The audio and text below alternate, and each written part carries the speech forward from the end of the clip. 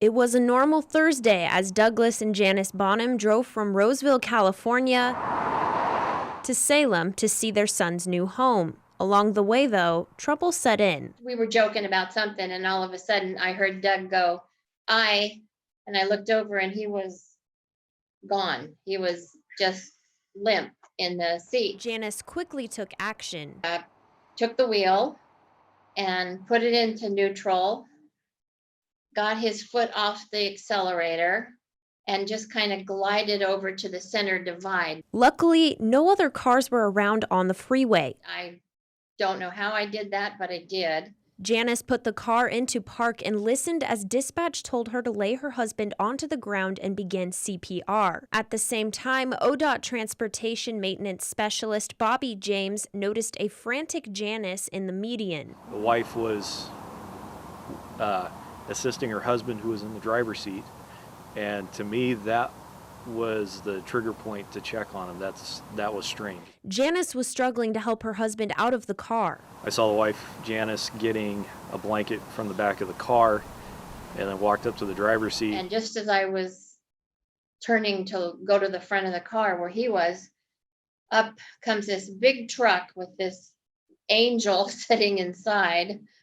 And later found out his name is Bobby James with ODOT. As luck would have it, James has over 20 years previous medical experience as a volunteer firefighter and EMT. I noticed his face was blue,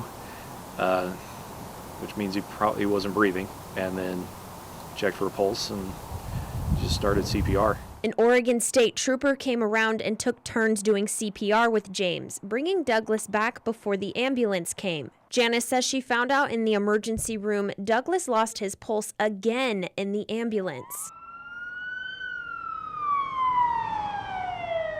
Doctors told him he'd suffered a severe heart attack, commonly called the widowmaker, and had a stent put in place. He was also temporarily placed on life support, spending nearly 6 days at Asante Rogue Regional Medical Center. I don't remember anything all the way through my brief stay, which was 2 or 3 days, I guess, in the hospital. And although his family prepared for the worst, Douglas came around and is now on the road to recovery. I can't thank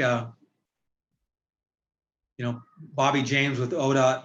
I mean, it was just lucky for him to be there, at that time. Thank you to Bobby James and the doctors and nurses at Asante Rogue Regional for what they did. And if it wasn't for all of them, then my girls don't have a grandfather right now, and I don't have a father right now, and my mom doesn't have a husband. So we're very grateful. The chaotic event has left an impression on Bobby James, too. All the patients I've come across, this has certainly been one of the most emotional experiences for me.